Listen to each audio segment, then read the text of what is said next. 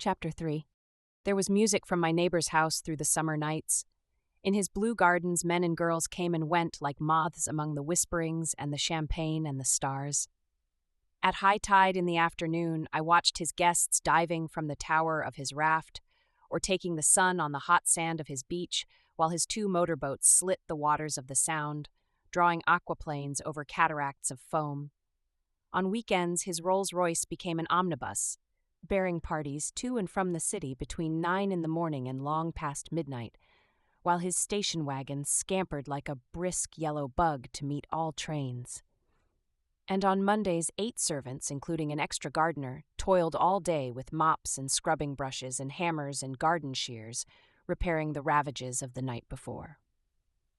Every Friday, 5 crates of oranges and lemons arrived from a fruiterer in New York. Every Monday, these same oranges and lemons left his back door in a pyramid of pulpless halves. There was a machine in the kitchen which could extract the juice of 200 oranges in half an hour, if a little button was pressed 200 times by a butler's thumb. At least once a fortnight, a corps of caterers came down with several hundred feet of canvas and enough colored lights to make a Christmas tree of Gatsby's enormous garden.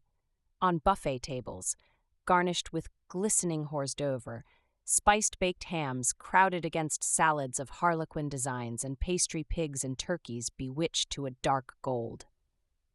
In the main hall, a bar with a real brass rail was set up, and stocked with gins and liquors and with cordials so long forgotten that most of his female guests were too young to know one from another.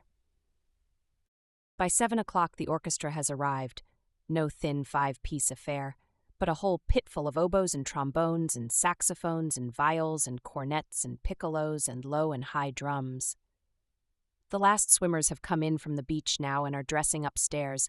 The cars from New York are parked 5 deep in the drive, and already the halls and salons and verandas are gaudy with primary colors and hair bobbed in strange new ways, and shawls beyond the dreams of Castile.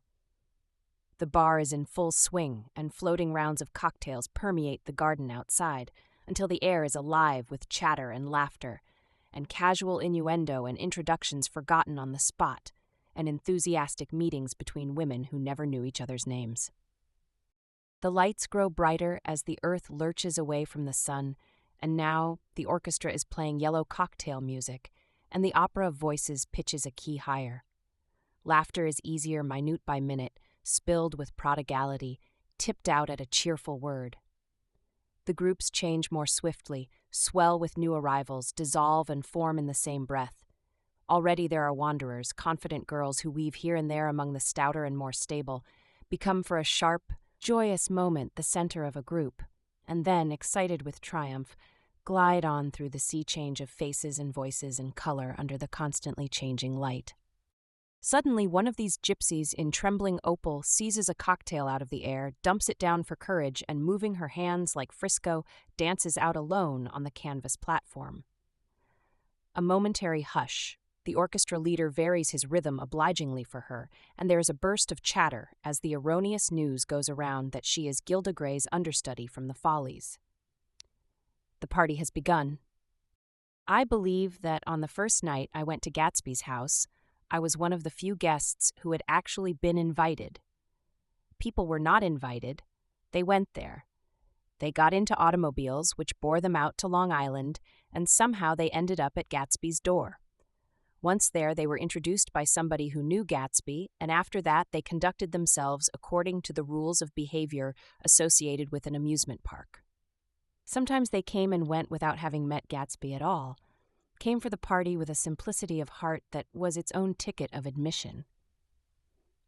I had been actually invited. A chauffeur in a uniform of robin's egg blue crossed my lawn early that Saturday morning with a surprisingly formal note from his employer. The honor would be entirely Gatsby's, it said, if I would attend his little party that night.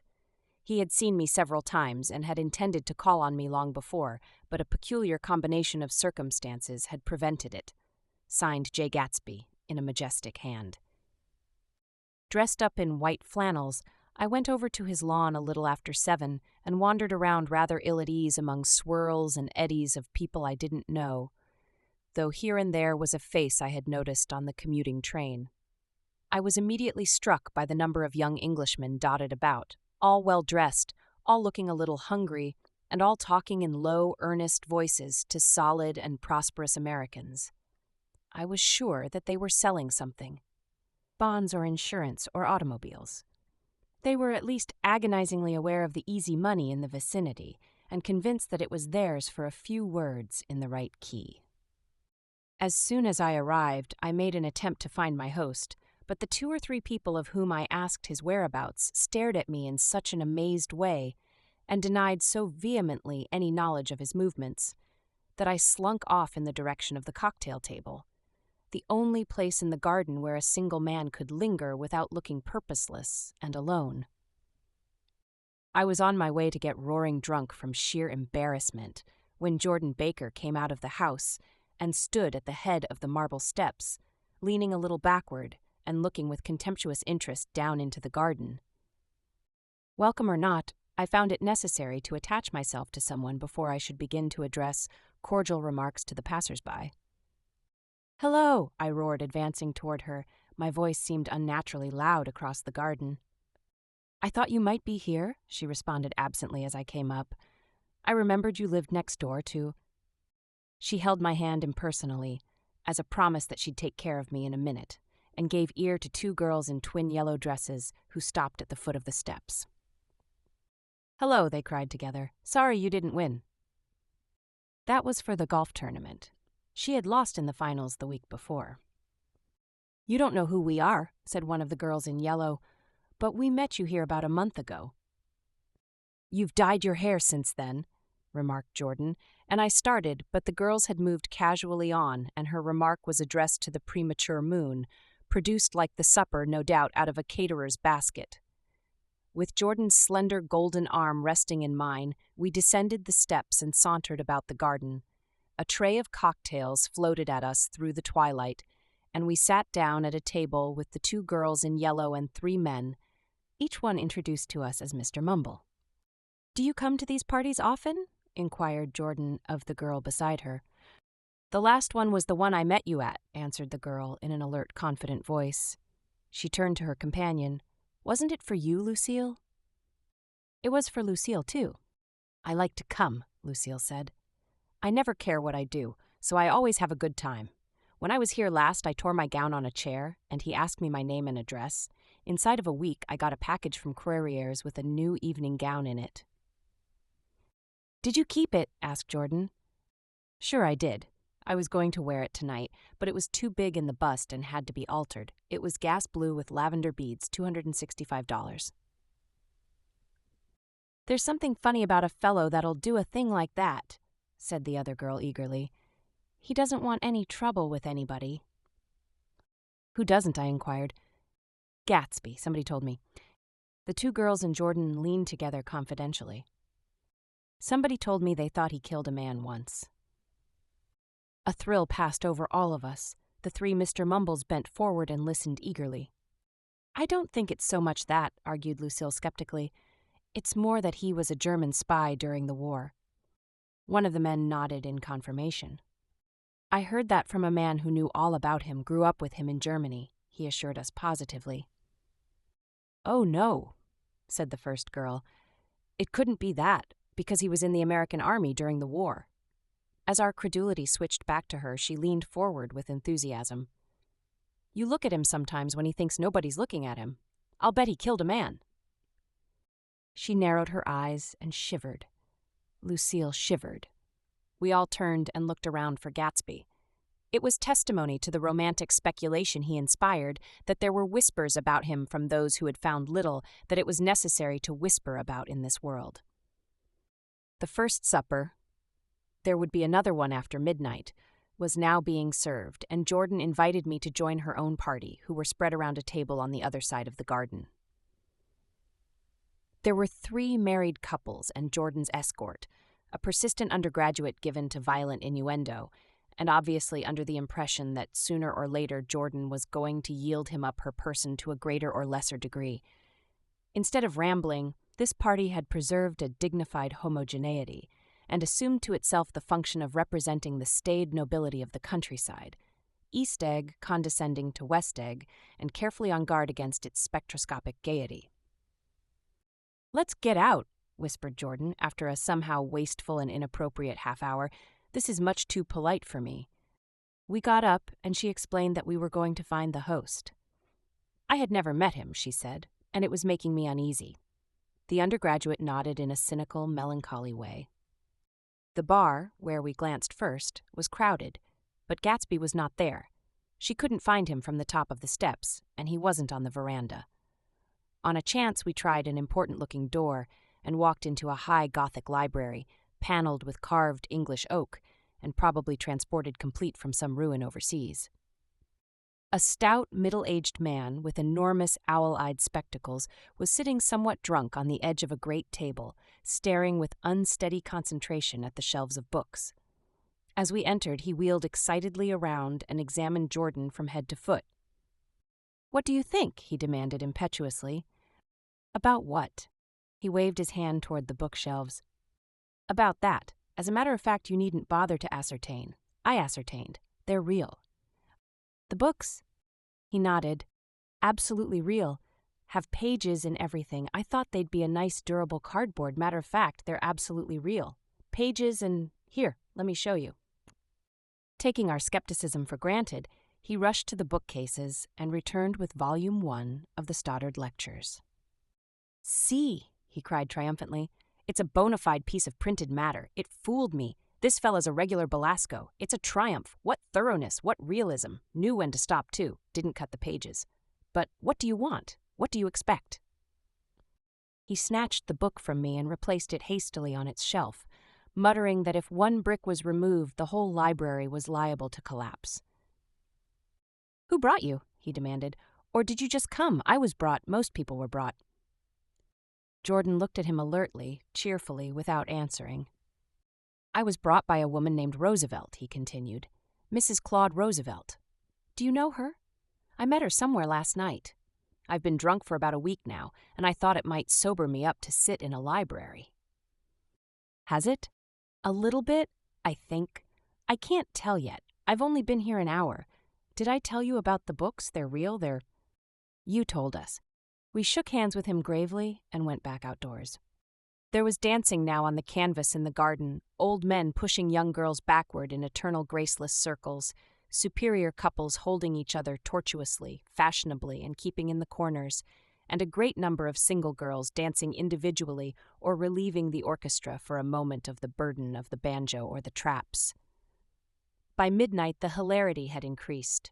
A celebrated tenor had sung in Italian, and a notorious contralto had sung in jazz. And between the numbers, people were doing stunts all over the garden, while happy, vacuous bursts of laughter rose toward the summer sky.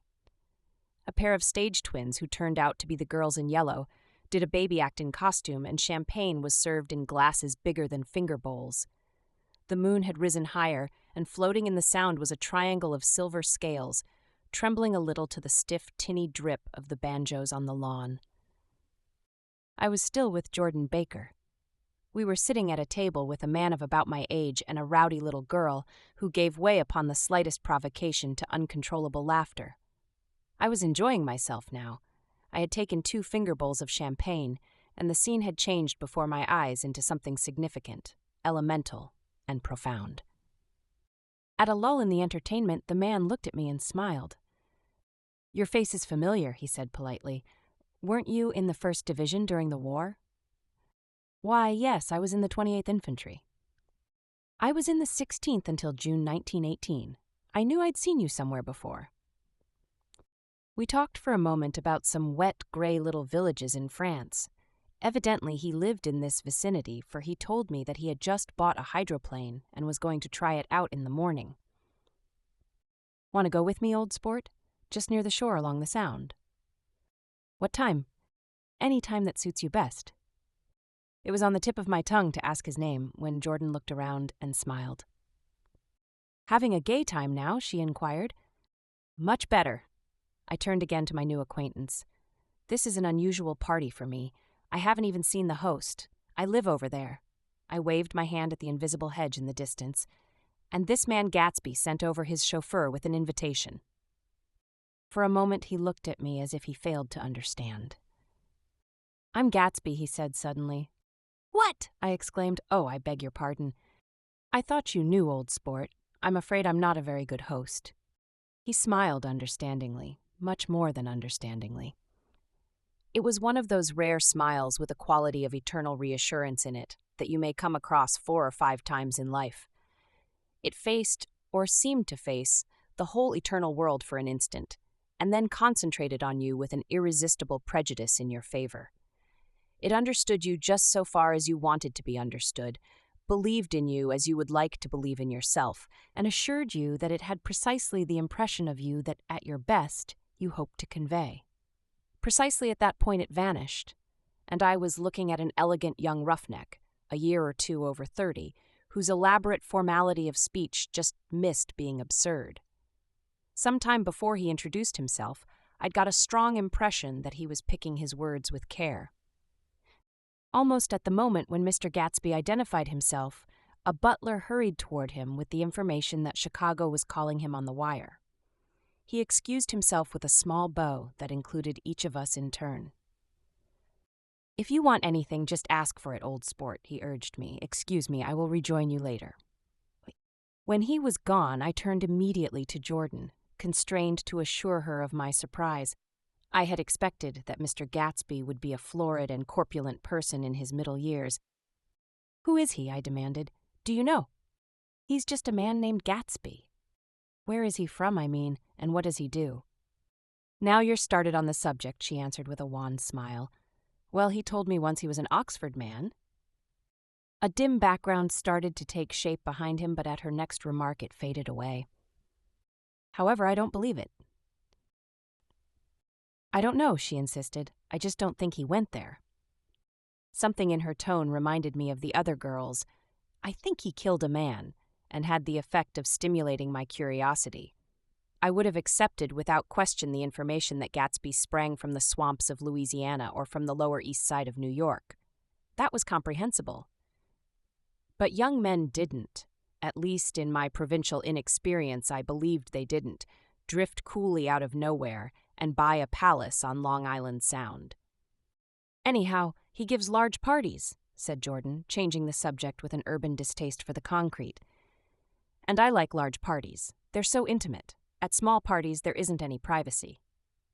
There was the boom of a bass drum, and the voice of the orchestra leader rang out suddenly above the echolalia of the garden. "Ladies and gentlemen," he cried, "at the request of Mr. Gatsby, we are going to play for you Mr. Vladimir Tostof's latest work, which attracted so much attention at Carnegie Hall last May. If you read the papers, you know there was a big sensation." He smiled with jovial condescension and added, "Some sensation," whereupon everybody laughed. "The piece is known," he concluded lustily, "as Vladimir Tostof's Jazz History of the World." The nature of Mr. Tostof's composition eluded me, because just as it began my eyes fell on Gatsby, standing alone on the marble steps and looking from one group to another with approving eyes. His tanned skin was drawn attractively tight on his face, and his short hair looked as though it were trimmed every day. I could see nothing sinister about him. I wondered if the fact that he was not drinking helped to set him off from his guests, for it seemed to me that he grew more correct as the fraternal hilarity increased. When the Jazz History of the World was over, girls were putting their heads on men's shoulders in a puppyish, convivial way. Girls were swooning backward playfully into men's arms, even into groups, knowing that someone would arrest their falls. But no one swooned backward on Gatsby, and no French bob touched Gatsby's shoulder, and no singing quartets were formed with Gatsby's head for one link. "I beg your pardon." Gatsby's butler was suddenly standing beside us. "Miss Baker?" he inquired. "I beg your pardon, but Mr. Gatsby would like to speak to you alone." "With me?" she exclaimed in surprise. "Yes, madame." She got up slowly, raising her eyebrows at me in astonishment, and followed the butler toward the house. I noticed that she wore her evening dress, all her dresses, like sports clothes. There was a jauntiness about her movements as if she had first learned to walk upon golf courses on clean, crisp mornings. I was alone, and it was almost 2. For some time, confused and intriguing sounds had issued from a long, many-windowed room which overhung the terrace. Eluding Jordan's undergraduate, who was now engaged in an obstetrical conversation with two chorus girls and who implored me to join him, I went inside. The large room was full of people. One of the girls in yellow was playing the piano, and beside her stood a tall, red-haired young lady from a famous chorus, engaged in song. She had drunk a quantity of champagne, and during the course of her song she had decided ineptly that everything was very, very sad. She was not only singing, she was weeping too. Whenever there was a pause in the song, she filled it with gasping, broken sobs, and then took up the lyric again in a quavering soprano. The tears coursed down her cheeks, not freely, however, for when they came into contact with her heavily beaded eyelashes, they assumed an inky color and pursued the rest of their way in slow black rivulets. A humorous suggestion was made that she sing the notes on her face, whereupon she threw up her hands, sank into a chair, and went off into a deep vinous sleep. "She had a fight with a man who says he's her husband," explained a girl at my elbow. I looked around. Most of the remaining women were now having fights with men said to be their husbands. Even Jordan's party, the quartet from East Egg, were rent asunder by dissension. One of the men was talking with curious intensity to a young actress, and his wife, after attempting to laugh at the situation in a dignified and indifferent way, broke down entirely and resorted to flank attacks. At intervals she appeared suddenly at his side like an angry diamond, and hissed, "You promised," into his ear. The reluctance to go home was not confined to wayward men. The hall was at present occupied by two deplorably sober men and their highly indignant wives. The wives were sympathizing with each other in slightly raised voices. "Whenever he sees I'm having a good time, he wants to go home." Never heard anything so selfish in my life. We're always the first ones to leave. So are we. "Well, we're almost the last tonight," said one of the men sheepishly. "The orchestra left half an hour ago." In spite of the wives' agreement that such malevolence was beyond credibility, the dispute ended in a short struggle, and both wives were lifted, kicking, into the night. As I waited for my hat in the hall, the door of the library opened, and Jordan Baker and Gatsby came out together. He was saying some last word to her, but the eagerness in his manner tightened abruptly into formality as several people approached him to say goodbye. Jordan's party were calling impatiently to her from the porch, but she lingered for a moment to shake hands. "I've just heard the most amazing thing," she whispered. "How long were we in there?" "Why, about an hour." "It was simply amazing," she repeated abstractedly. "But I swore I wouldn't tell it, and here I am tantalizing you." She yawned gracefully in my face. "Please come and see me. Phone book, under the name of Mrs. Sigourney Howard, my aunt." She was hurrying off as she talked. Her brown hand waved a jaunty salute as she melted into her party at the door. Rather ashamed that on my first appearance I had stayed so late, I joined the last of Gatsby's guests, who were clustered around him. I wanted to explain that I'd hunted for him early in the evening and to apologize for not having known him in the garden. "Don't mention it," he enjoined me eagerly. "Don't give it another thought, old sport." The familiar expression held no more familiarity than the hand which reassuringly brushed my shoulder. "And don't forget we're going up in the hydroplane tomorrow morning at 9 o'clock. Then the butler, behind his shoulder, "Philadelphia wants you on the phone, sir." "All right, in a minute. Tell him I'll be right there. Good night." "Good night." "Good night." He smiled, and suddenly there seemed to be a pleasant significance in having been among the last to go, as if he had desired it all the time. "Good night, old sport. Good night." But as I walked down the steps, I saw that the evening was not quite over. 50 feet from the door, a dozen headlights illuminated a bizarre and tumultuous scene. In the ditch beside the road, right side up, but violently shorn of one wheel, rested a new coupe which had left Gatsby's drive not 2 minutes before. The sharp jut of a wall accounted for the detachment of the wheel, which was now getting considerable attention from half a dozen curious chauffeurs. However, as they had left their cars blocking the road, a harsh, discordant din from those in the rear had been audible for some time, and added to the already violent confusion of the scene. A man in a long duster had dismounted from the wreck and now stood in the middle of the road, looking from the car to the tire and from the tire to the observers in a pleasant, puzzled way. "See," he explained, "it went in the ditch." The fact was infinitely astonishing to him, and I recognized first the unusual quality of wonder and then the man. It was the late patron of Gatsby's library. "How'd it happen?" He shrugged his shoulders. "I know nothing whatever about mechanics," he said decisively. "But how did it happen? Did you run into the wall?" "Don't ask me," said Owl Eyes, washing his hands of the whole matter.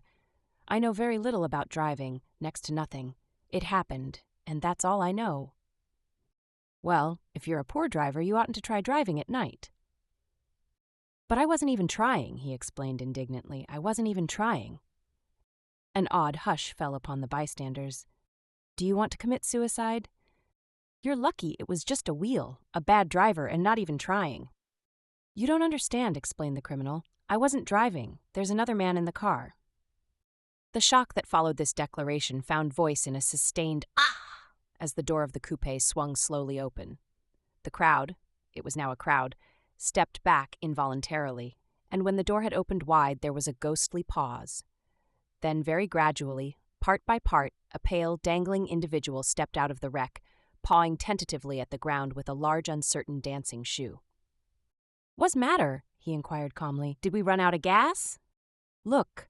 Half a dozen fingers pointed at the amputated wheel. He stared at it for a moment, and then looked upward as though he suspected that it had dropped from the sky. "It came off," someone explained. "At first I didn't notice we'd stopped." A pause. Then, taking a long breath and straightening his shoulders, he remarked in a determined voice, "Wonderf, tell me where there's a gas line station." At least a dozen men, some of them a little better off than he was, explained to him that wheel and car were no longer joined by any physical bond. "Back out," he suggested after a moment. "Put her in reverse." "But the wheel's off." He hesitated. "No harm in trying," he said. The caterwauling horns had reached a crescendo, and I turned away and cut across the lawn toward home. I glanced back once. A wafer of a moon was shining over Gatsby's house, making the night fine as before, and surviving the laughter and the sound of his still glowing garden. A sudden emptiness seemed to flow now from the windows and the great doors, endowing with complete isolation the figure of the host, who stood on the porch, his hand up in a formal gesture of farewell. Reading over what I have written so far, I see I have given the impression that the events of 3 nights several weeks apart were all that absorbed me. On the contrary, they were merely casual events in a crowded summer, and until much later, they absorbed me infinitely less than my personal affairs. Most of the time I worked. In the early morning, the sun threw my shadow westward as I hurried down the white chasms of lower New York to the Probity Trust. I knew the other clerks and young bond salesmen by their first names, and lunched with them in dark, crowded restaurants on little pig sausages and mashed potatoes and coffee. I even had a short affair with a girl who lived in Jersey City and worked in the accounting department, but her brother began throwing mean looks in my direction, so when she went on her vacation in July, I let it blow quietly away. I took dinner usually at the Yale Club. For some reason, it was the gloomiest event of my day. And then I went upstairs to the library and studied investments and securities for a conscientious hour. There were generally a few rioters around, but they never came into the library, so it was a good place to work. After that, if the night was mellow, I strolled down Madison Avenue past the old Murray Hill Hotel and over 33rd Street to the Pennsylvania Station. I began to like New York, the racy, adventurous feel of it at night, and the satisfaction that the constant flicker of men and women and machines gives to the restless eye. I liked to walk up Fifth Avenue and pick out romantic women from the crowd and imagine that in a few minutes I was going to enter into their lives, and no one would ever know or disapprove. Sometimes in my mind, I followed them to their apartments on the corners of hidden streets, and they turned and smiled back at me before they faded through a door into warm darkness. At the enchanted metropolitan twilight, I felt a haunting loneliness sometimes, and felt it in others. Poor, young clerks who loitered in front of windows waiting until it was time for a solitary restaurant dinner. Young clerks in the dusk, wasting the most poignant moments of night and life. Again at 8 o'clock, when the dark lanes of the 40s were lined 5 deep with throbbing taxicabs bound for the theater district, I felt a sinking in my heart. Forms leaned together in the taxis as they waited, and voices sang, and there was laughter from unheard jokes, and lighted cigarettes made unintelligible circles inside.